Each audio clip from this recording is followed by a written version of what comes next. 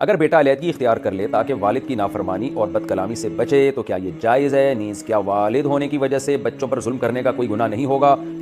دیکھیے، باپ کا بہت بڑا حق ہے، بہت کا لفظ اس کے لیے ہلکا ہے، ماں اور باپ دونوں کا۔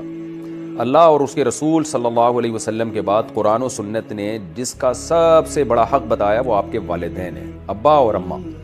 تو جتنا برداشت کر سکتے ہیں کریں، اس سے بڑی کوئی نیکی نہیں ہو سکتی، اور اپنی طرف سے ان کے حقوق میں کوئی کوتاہی نہ ہونے دیں، اور اگر وہ ظلم زیادتی کرتے بھی ہیں تو بھی برداشت کریں، کر لیں بھائی، یہ سوچ کے کہ ان کی برداشت پہ اللہ ثواب دے گا۔ تو اصل مسئلہ تو یہی ہے، وہ ظلم بھی کریں تو آپ برداشت کریں، محبت سے سمجھائیں، خود نہیں سمجھا سکتے کسی اور کے ذریعے ان کو نصیحت کروا دیں، بھائی تھوڑا سا ہاتھ ہلکا رکھیں، اس طرح سے، لیکن حتی الامکان برداشت کریں۔ بہرحال بعض دفعہ واقعی ایسا ہوتا ہے کہ ماں یا باپ کی طرف سے ایسا ظلم ہوتا ہے جو ناقابل برداشت ہونے لگتا ہے۔ ہر وقت گھر میں ایسا ماحول، بعض دفعہ والدین کے اخلاق اچھے نہیں ہوتے، وہ اس طرح سے ماحول بنا دیتے ہیں، مائیں بعض دفعہ بچیوں کو بلا وجہ ٹاؤنٹنگ کر رہی ہوتی ہیں، طنز کر رہی ہوتی ہیں، اس سے بچیاں ڈپریشن میں جاتی ہیں، نفسیاتی مریض بن جاتی ہیں، ایسے بہت سارے واقعات ہوئے ہیں۔ اکثر مائیں ایسا نہیں کرتی، ماں سے زیادہ مقدس رشتہ تو کوئی ہو نہیں سکتا، لیکن بعض دفعہ کرتی ہیں ایسا، جیسے بعض دفعہ بچیاں بہت بدتمیز ہوتی ہیں، ماں سے تمیز سے بات نہیں کرتی، ایسے بعض دفعہ الٹا بھی ہوتا ہے۔ تو ایسا نہیں ہے کہ سارے ماں باپ ہی بہت ہی اچھے چلتے ہوں، بعض دفعہ واقعی ظلم کر رہے ہوتے ہیں، اور بعض دفعہ باپ بھی ظلم کر رہا ہوتا ہے اپنے بیٹے یا بیٹیوں پر۔ بیٹیوں پہ ظلم کی مثالیں کہ ان کو وراثت سے محروم کر دیتے ہیں، ساری جائیداد بیٹوں کو دے دیتے ہیں، یہ بھی ظلم ہے بیٹیوں کے اوپر۔ بعض دفعہ یہ کر رہے ہوتے ہیں کہ بیٹوں کو ترجیح دے رہے ہوتے ہیں بیٹیوں کے اوپر،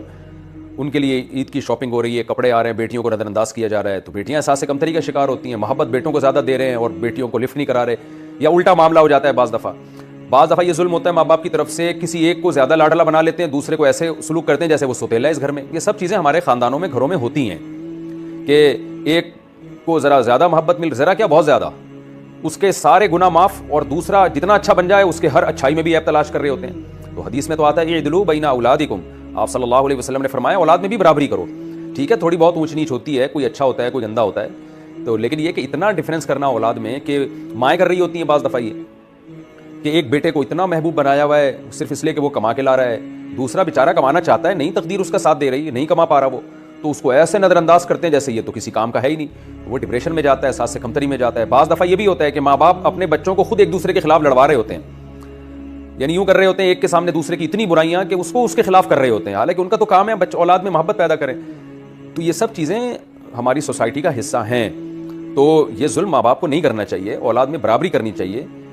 تو اس لیے یہ ظلم والدین کی طرف سے بعض دفعہ ہوتا ہے جو کہ ناجائز ہے، اور اس پر ان کو قیامت میں حساب دینا پڑے گا۔ ایسا نہیں ہے کہ صرف اولاد سے ماں باپ کے حقوق کا سوال ہوگا، ماں باپ سے بھی اولاد کے حقوق کا سوال ہوگا۔ تو اس لیے والدین تو پھر بھی میں یہی کہتا ہوں جو بھی کریں ان کے احسانات بہرحال زیادہ ہیں، وہ ظلم زیادتی اگر کر بھی رہے ہیں تو ان کے احسانات اور ظلم کو پلس مائنس کریں تو احسانات کا ویٹ بڑھ جائے گا۔